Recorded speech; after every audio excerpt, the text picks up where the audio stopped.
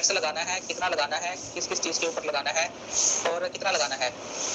जब इन चीज़ों में मसाइल होंगे ना तो आवाम की कमर टूट जाएगी।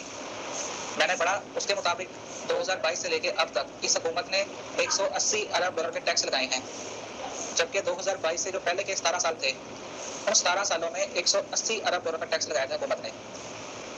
तो आपसे हुकूमत नहीं चल रही, आप असम्बलियाँ तोड़ दें। इमरान खान ने सियासी वजूहात की बुनियाद पर तोड़ी थी तो आप मुआशी बुनियाद के ऊपर तोड़ दें।